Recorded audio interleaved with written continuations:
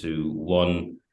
This is ESBR Boxing. Delighted to be joined by a third and final Boxing World Takes video. Delighted to be joined by Greg, Owen, and Paul. This is a video where we are discussing wild boxing opinions, unpopular opinions that you might not agree with. But yeah, everyone has the right to say what they want. Greg, this is your turn. What is your wild take on boxing? What's your unpopular opinion? Thanks very much, Elliot. My wild take for this video is that Frankie Gavin would have been one of the greatest British fighters of all time had his career and discipline went in a different way. I don't want to be too harsh by saying discipline, but yeah, I'm disciplined. I watched Frankie Gavin when I competed in amateurs myself, and I was blown away with him. I remember I watched him at the World Championships, I think it was Milan in 2009, and he fought the world number one, Alexei Tishenko, at lightweight, and he beat him on points. And if you ask any British fighter who's seen that fight, that's one of the best performances by an amateur of all time. I think for a while he may even have been ranked as world number one in a really, really good weight category. He was a lightweight, which is always a really tasty division in the amateurs. But for whatever reason, when Frankie Gavin turned professional, he went right up to welterweight, and that he was just starting his career 1-0 down since that decision. I don't really know the reason behind it, because I truly do believe even if he couldn't make lightweight anymore, he could have made light welterweight or super lightweight as we call it now. But Frankie Gavin's talent is going to be one of the biggest tragedies in British boxing history, because Frankie Gavin had world championship material written all over him. He had every skill set. And yeah, for me, Elliot, he just jumped in too big at welterweight, but it's always what could have been, and I truly believe in his ability.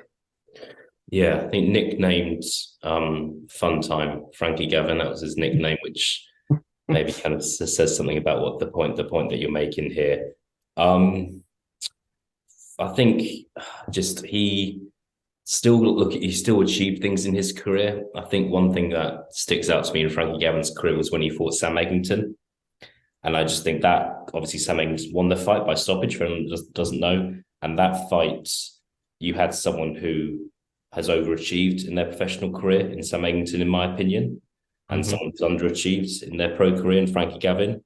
And I think mixing those two fighters up, the fighter who kind of maybe worked harder as a pro won that fight. That was how I saw it anyway. Paul, give me your take on what Greg is saying. How good could Frankie Gavin have been? Listen, I don't have as good an insight as Greg does, being around the amateurs at the time of Frankie Gavin and all, but from what I have watched and what I've heard, fellow pros and former pros and in the media talking about Frankie Gavin, and from what I saw, in the back end of his career as well, in some of his fights, he was a superstar, and talent-wise, technical ability was unquestionable. There was a time where I completely agree with Greg.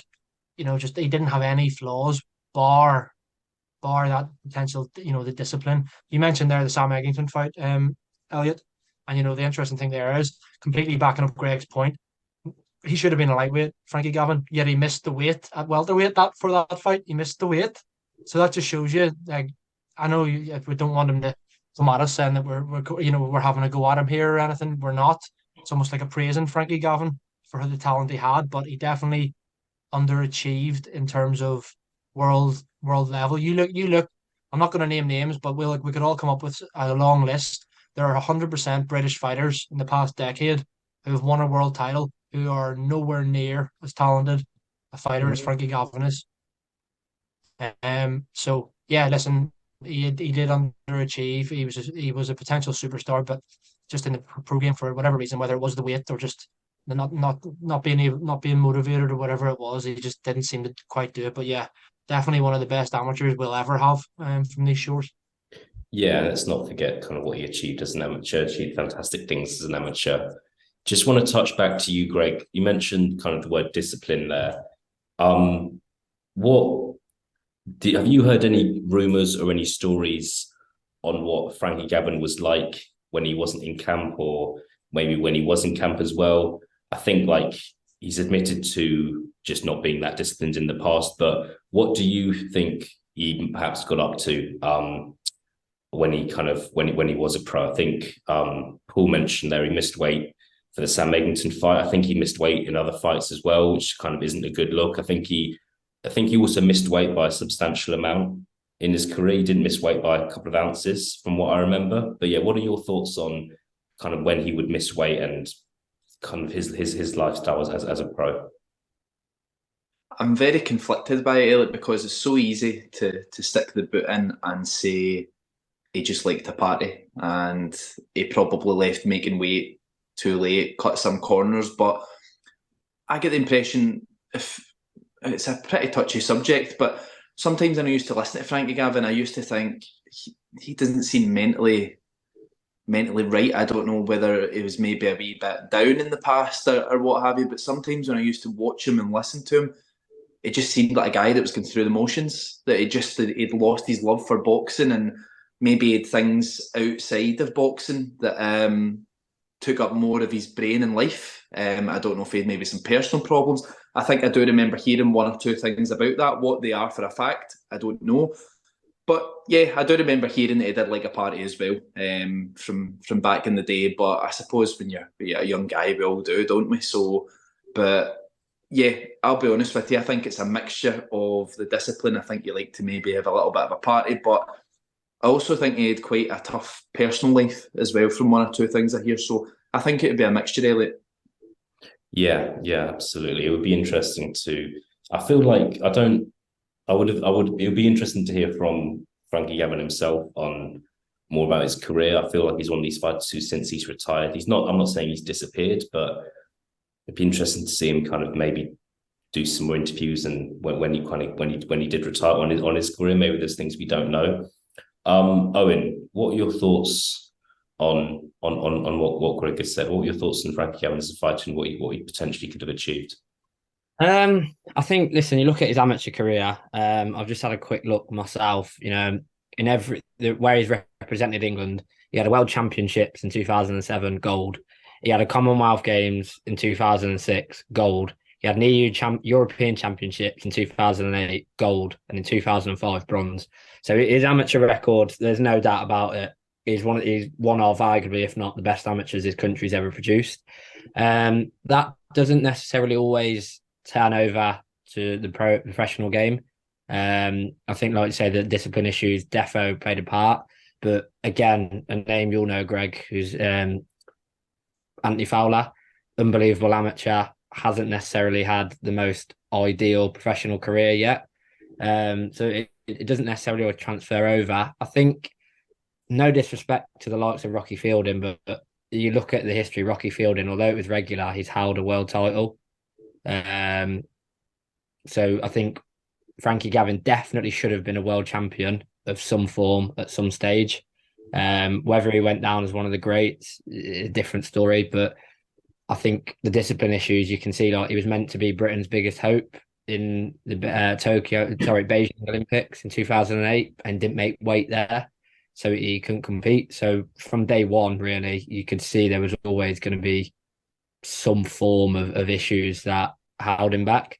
So I think he definitely underachieved because although, like I say, it don't always transfer over, what you've won at amateur, that should realistically translate to minimum an IBF world title along them lines.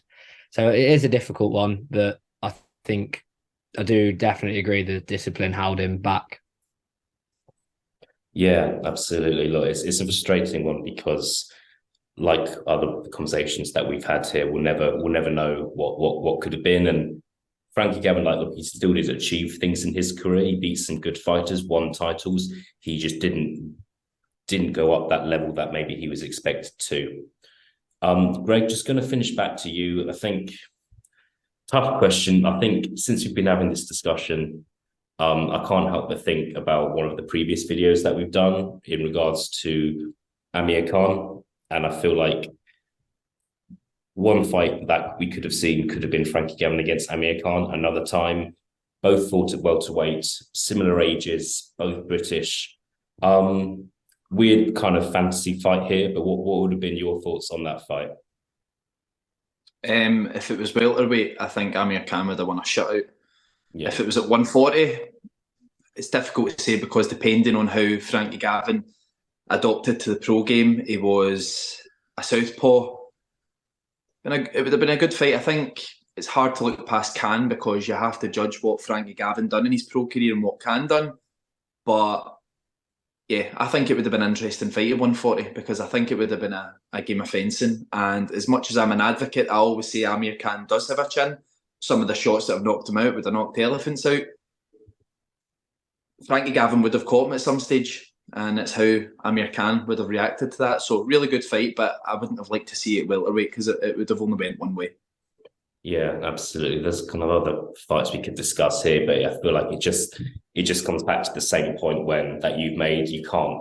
I can't sit here and say, oh, Frankie Gavin would have beaten Josh Taylor, because Josh Taylor's was the undisputed champion, and Frankie Gavin kind of didn't kind of go above European level.